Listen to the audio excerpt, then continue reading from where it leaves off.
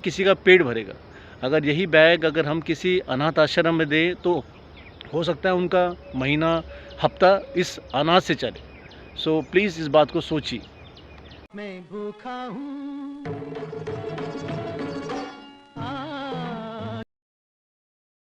Hello दोस्तों, good morning, नमस्कार, जय हिंद। Welcome to my channel with new blog. तो दोस्तों, जैसे जैसे दिन महीनों बीतते जा रहे हैं, ये साल भी हमारे हाथ से रेत की तरह निकलते जा रहा है।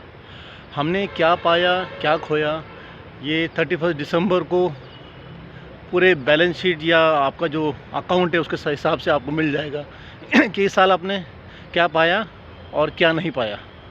तो थिंक अबाउट दैट। तो दोस्तों, कल मैं ऐसे ही सुन रहा था। हाँ, लोग अच्छी और बुरी बात बहुत जल्दी सुनते हैं। नहीं, बुरी बात जल्दी सुनते हैं, अच्छी बात कम सुनते हैं। पर मेरे कान में एक ऐसे ही व्हाट्सअप का एक मैसेज आया। कोई मतलब वॉइस मैसेज, वीडियो मैसेज देख रहा था। उसमें एक बहुत अच्छी बात एक बेटी ने, एक लड़की ने कही कि आदमी का जो चरित्र है या इमेज है, उसको बनाने के लिए उसको सालों साल लग जाते हैं, सालों साल लग जाते हैं।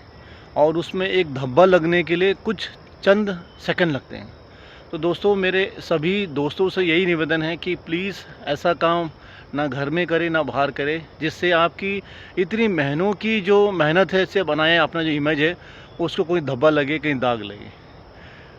हालांकि ये जो मतलब एक उदाहरण मैं देना चाह रहा हूँ कैसे कि अपने जो आज ओलंपिक प्लेयर हैं उनको कितना टाइम लगा, उनको उनकी मेहनत साबित करने के लिए, समाज में एक इमेज बनाने के लिए कितने साल लगे, और आज जाके भारत ने वो रुतबा हासिल किया कि आज भारत गोल्ड मेडल की जो तालिका है उसमें 100 का आंकड़ा उसने क्रॉस किया। आई थिंक 25 गोल्ड, 35 सिल्वर और 40 ब्राउन्स, ऐसा कुछ आंकड़ा था कल या परसों का। तो वही है, इमेज बनाने के लिए मतलब बहुत साल लगते हैं, मेहनत लगती है, और बिगड़ने के लिए मतलब कुछ चंद second. So think about that. समय के साथ साथ सूर्यदेव भी बादलों को चीरते हुए आगे बढ़ रहे हैं, और ब्लॉग को भी हम ऐसे आगे बढ़ाते हैं। तो दोस्तों, एक बात आपसे शेयर करनी थी।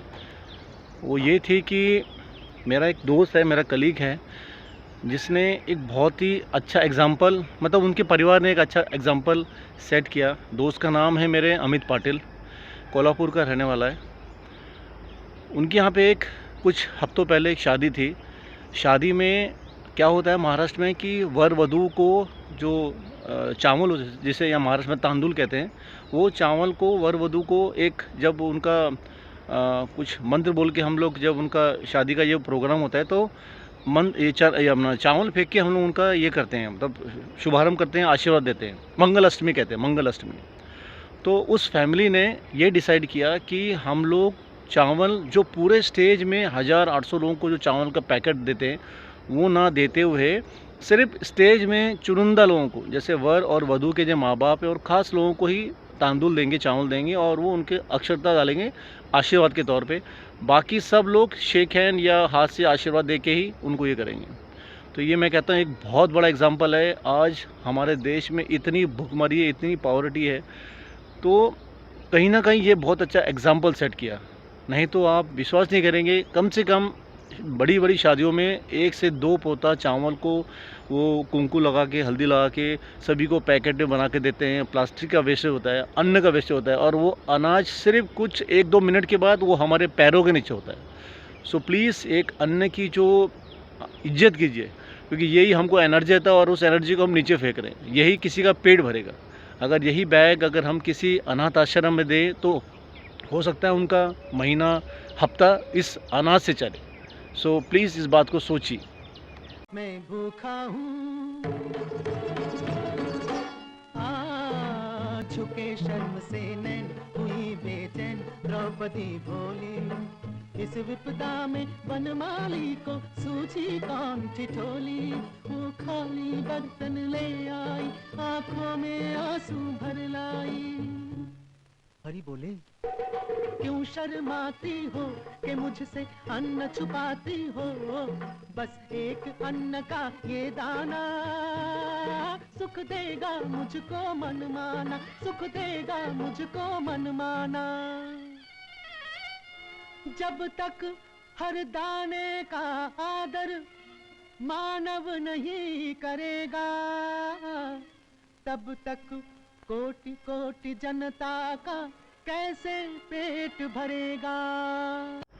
तो दोस्तों आते हैं आज के मेन टॉपिक के ऊपर।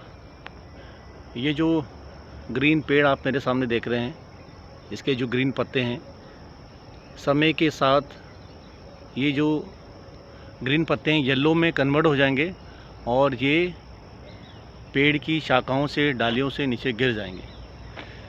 एग्ज़ाम्पल हमारे जीवन में भी ऐसे ही रहता है कि कुछ टाइम आता है, कुछ टाइम के बाद हमको भी इस धरती को छोड़ के जाना पड़ता है, इस लोक को छोड़ के जाना पड़ता है।